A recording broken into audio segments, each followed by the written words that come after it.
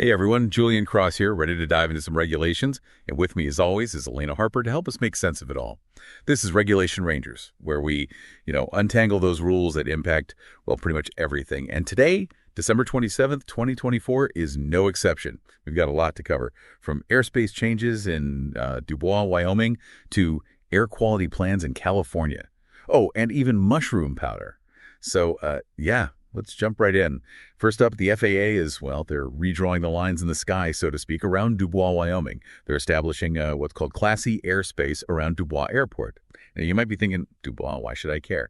But here's why it matters. This new airspace is all about making things safer for pilots, especially when they can't see well. It's a really interesting shift, actually, moving from mainly visual flight rules, VFR for short, to instrument flight rules, or IFR, in this airspace. So it's kind of like, well, think of it as giving pilots a GPS for the sky. It'll help them stay on course, even in bad weather. All about safety and efficiency, even in a place like Dubois. Next, let's head over to California, where the EPA has given a conditional thumbs up to an extension for the Bay Area's air quality plan. It's kind of like the EPA saying, we see you're trying, but we need more proof. Yeah, exactly. The EPA is being cautious, wanting to make sure that, the Bay Area can actually meet those strict federal air quality standards. Makes sense. Clean air is essential, right? But I'm curious about, what are the biggest hurdles the Bay Area faces with their air quality? Well, the Bay Area, it's a tough one. Lots of sources of pollution, everything from cars to industry. And with this conditional approval, the EPA is really keeping a close eye on their plan. So residents there, they've got a long road ahead in the fight for clean air. All right, let's switch gears now to something a bit more, edible. The FDA is looking at a petition from Monterey mushrooms, specifically about vitamin D2 mushroom powder. So Monterey mushrooms, they want to use UV light on, sliced or diced mushrooms to, boost their vitamin D2 levels. It's a bit strange. Shining light on mushrooms to make them more nutritious. Right. But it's actually pretty cool. Kind of like how we get vitamin D from sunlight. Oh, I see. So it's like giving the mushrooms a dose of sunshine. Exactly. Then they can process it into a powder to add to all sorts of things. Clever. But I wonder, are there any downsides to this UV treatment? Does it change the mushrooms in other ways? That's something the FDA will be looking into for sure. Safety first. Absolutely. Now, moving from mushrooms to the federal workforce, the Office of Personnel Management, or OPM for short, has decided to, scrap a proposed rule that was shaken up how the government handles keeping employees during downsizing. Essentially, this rule would put employee performance ahead of how long they've been there when deciding who stays and who goes during RIF. Big change, especially for folks in those federal jobs. It was a pretty drastic shift from how things have always been done, relying on seniority. So maybe they realized it wasn't such a good idea after all. Yeah, possibly. Or maybe they're just, rethinking their approach. It's complicated, for sure. Speaking of complicated, the FAA has a proposed airworthiness directive, AD for short, for some Boeing 787s because of, get this, water leaks. Water leaks, yeah, you heard that right. Yeah. They're concerned about leaks inside these planes, near electrical equipment. Makes you a bit uneasy, right?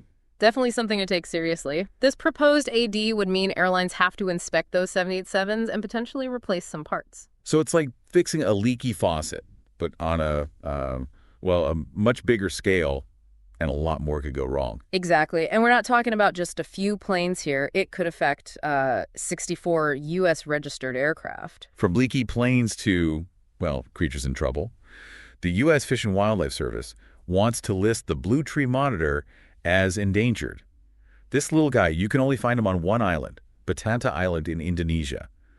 And unfortunately, their home is shrinking because of deforestation. And to make matters worse, people are capturing them to sell as pets. It's a tough situation for the blue tree monitor, but hopefully the endangered listing will give them some much-needed protection. Let's hope so. Now, for something, a little less glamorous but equally important, the Bureau of Land Management, or BLM, has made some technical changes to their rules for renewable energy projects on public lands. It's all about making it easier for wind and solar projects to, get up and running on those lands. They've simplified some language, got rid of outdated stuff, and basically made the whole process smoother for everyone. It's definitely a step in the right direction for renewable energy. Absolutely. Now let's move on to the EPA and some changes to emissions caps in Maryland. These changes actually stem from, believe it or not, the closure of a paper mill, the Luke paper mill to be exact. Now you might be wondering, how does closing a paper mill affect emissions caps?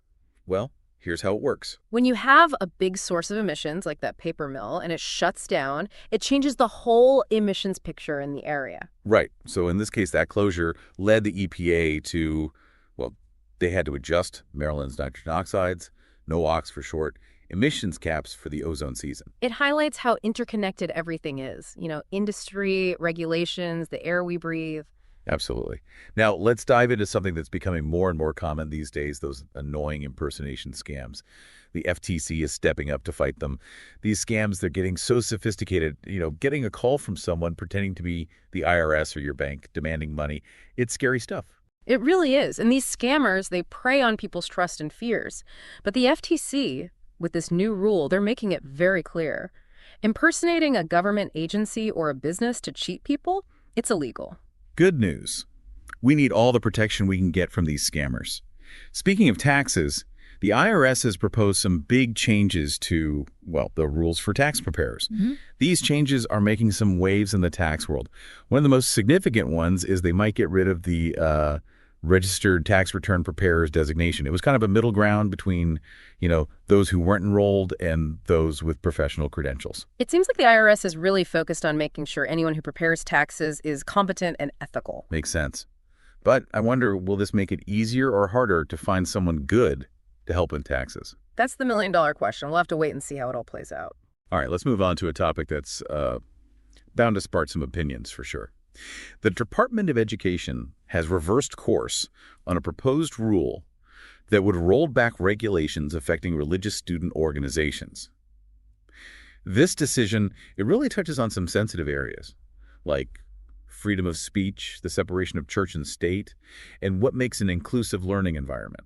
Yeah, there are a lot of layers to this one. The original regulations, they were about making sure that religious student organizations on public college campuses weren't being discriminated against, when it came to things like using facilities or getting funding. So essentially a debate about religious freedom on campus. Exactly. Okay, from religious freedom to credit unions, the NCUA has just greenlit a new rule. It requires federally insured credit unions, or FICUS, to have, official written succession plans. It's like preparing for the next generation of leaders, making sure things run smoothly when someone retires or moves on. But what exactly do these succession plans need to cover? They've got to be pretty detailed, outline key positions, the process for finding potential successors, and most importantly, how those successors will be trained and prepped for those new roles. So it's more than just picking a name out of a hat. All right, moving on to Lehigh Cement Company in New York. They're facing some stricter emission limits. The EPA is proposing to tighten up those nitrogen oxides, or NOx, emissions from their facility in Glens Falls.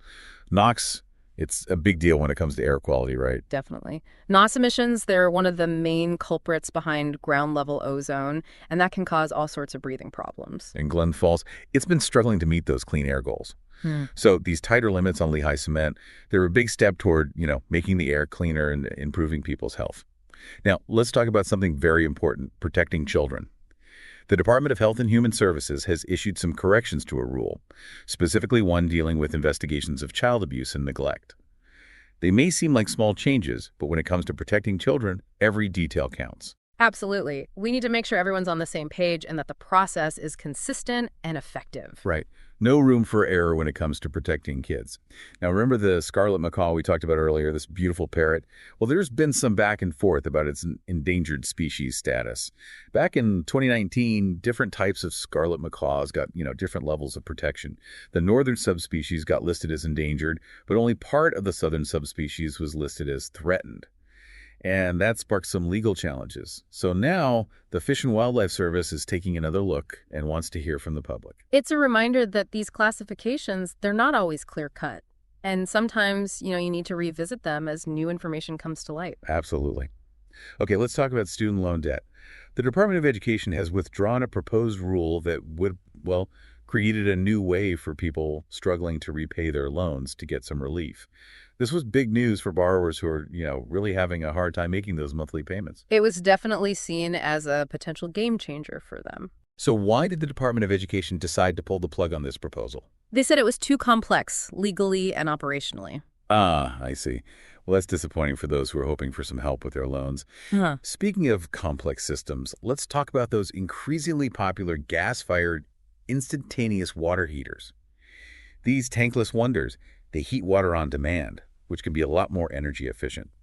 But the Department of Energy has finalized some new energy conservation standards for them. These new standards will push manufacturers to, squeeze even more efficiency out of those water heaters. So good news for consumers and the environment. Now back to the blue tree monitor, that amazing lizard we talked about earlier. Things have taken a turn for the worse. The Fish and Wildlife Service has just given it an emergency endangered species listing. An emergency listing? Wow, that's serious. What happened? It seems the threats, habitat loss and that illegal pet trade, they've gotten so bad that they need to act fast to save this lizard. Let's hope it's not too late. Now, on to something that keeps us warm. Commercial warm air furnaces. The Department of Energy is proposing to change how these, big heaters are tested. Might seem a bit technical, but it's all about making sure those efficiency ratings are accurate. Yeah, one of the key changes is they're now going to account for something called jacket losses. That's the heat that escapes through the furnace's outer casing. Oh, I see. So it's like making sure you're getting the whole picture when it comes to how efficient these furnaces really are. From furnaces to something a bit, microscopic, the CDC has added modified strains of the Junin virus to its list of select agents. This virus, it causes a pretty nasty hemorrhagic fever, usually found in a specific part of Argentina. Why is the CDC concerned about modified versions of it, especially those used for making vaccines? Well, even though these modified strains are meant for good, like developing vaccines, there's always that slight risk that they could be misused or accidentally released. So, better safe than sorry. Now, on to something a bit more palatable, salmon. The National Marine Fisheries Service, or NMFS, has announced some changes to the West Coast salmon fisheries. But they're doing things a bit differently this time. They're making those adjustments in real time as the season progresses. It's a more dynamic approach to managing the fishery. Right. So instead of setting the rules in stone at the beginning, they're adjusting them on the fly based on the latest data. Which is important, because salmon populations can change so much depending on a whole range of factors. Now for some good news on the air quality front. The EPA has proposed a finding that a certain area in Michigan has finally met those 2010 sulfur dioxide, SO2 for short, standards. It seems like St. Clair, Michigan can breathe a little easier these days. It's proof that efforts to cut down on SO2 pollution are paying off.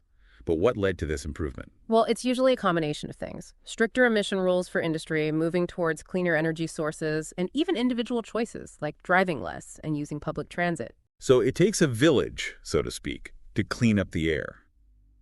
Okay, from clean air to the ocean, let's talk about the Pacific halibut, a favorite catch for many anglers. The NMFS is proposing some tweaks to how they manage the Pacific halibut fishery for the 2025 season.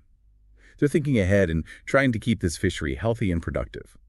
One of the key proposals is changing how the total catch is divided up, between commercial and recreational fishers. So it's about making sure everyone gets a fair share, but also making sure there are enough halibut for the future.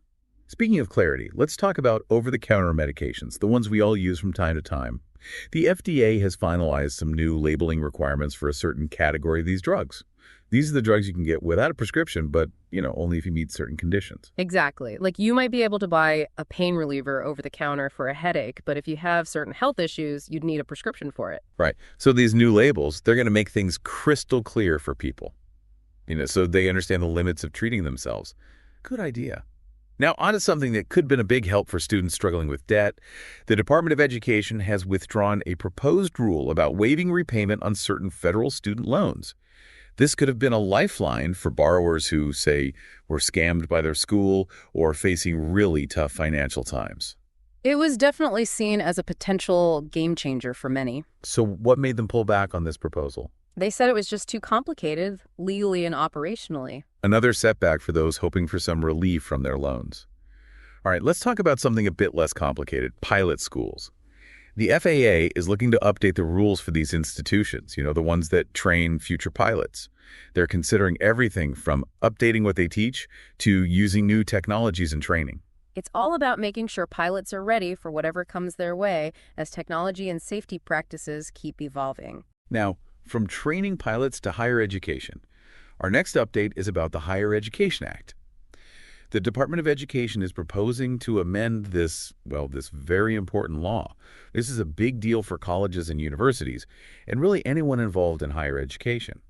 These amendments touch on all sorts of things, like rules for online programs, financial aid, and accreditation. They're aiming to make sure students are protected, that innovation is encouraged, and that institutions are held accountable. So some big changes could be coming to higher education. All right, let's shift gears now to maritime safety. The Coast Guard has set up a temporary security zone in a section of the Corpus Christi Ship Channel in Texas. This isn't something you see every day, right? Not at all. What's going on in Corpus Christi that requires all this extra security? It's all about protecting a vessel, one that's carrying potentially hazardous cargo. Oh, I see. So it's like creating a safety buffer as it moves through the channel. Makes sense. Now, speaking of waterways, let's head over to the Tennessee River. The Tennessee Valley Authority, or TVA, has finalized a rule about those floating cabins you see on the river. Floating cabins on the Tennessee River. Sounds amazing. But I imagine there are some rules involved. What's the TVA trying to achieve with this new rule? It's about striking a balance, between the appeal of those floating cabins and protecting the river's ecosystem and making sure boats can navigate safely. Right. Got to have some rules in paradise. Now let's talk about the Mojave Desert Air Quality Management District in California. The EPA has decided to hold off on imposing sanctions for now. But at the same time, they're also proposing to approve stricter emission standards for boilers and process heaters in the region. So they're giving them a chance to get things right, but they're also raising the bar. It's a strategic move to encourage progress while maintaining pressure for improvement. Okay, from the desert to the world of taxes. The IRS has made some what they call technical corrections to the regulations for the Corporate Alternative Minimum Tax, CAMT for short. Now, tax code isn't exactly my specialty. Could you give us a quick rundown on the CAMT and why these technical corrections are important? Well, the CAMT is basically there to prevent corporations from dodging taxes. These technical corrections are just minor tweaks to the regulations, nothing major. So it's like making sure all the T's are crossed and the I's are dotted in a very complex document. Exactly. All right, for our last update, let's go back to a topic that's been in the news quite a bit: transgender athletes in school sports. The Department of Education has decided to withdraw a proposed rule that would have impacted how transgender girls can participate in girls' sports teams. This was a controversial rule, and I'm sure its withdrawal will spark strong reactions. It was definitely a hot-button issue. So what were the main arguments for and against this rule, and what does it mean now that it's been withdrawn? The rule was about establishing a national standard, prohibiting transgender girls from competing on girls' athletic teams in schools that receive federal funding. Those who supported it said it was about fairness and protecting girls' sports. Those who opposed it said it was discriminatory and harmful to transgender youth. Now that it's been withdrawn, well, it's back to the drawing board. States and school districts will likely have to figure out their own solutions. It's a complex issue for sure, and one that will likely continue to be debated for some time. Okay, we've covered a lot today, from skies to oceans to, everything in between. Thanks for joining me on Regulation Rangers and helping us make sense of it all, Elena. My pleasure as always, Julian. And to our listeners, remember, knowledge is power, especially when it comes to understanding those rules that impact our lives. And if you want to delve deeper into any of these regulations, head over to www.topiclake.com. We'll be back with more regulatory insights soon. Until then, stay informed.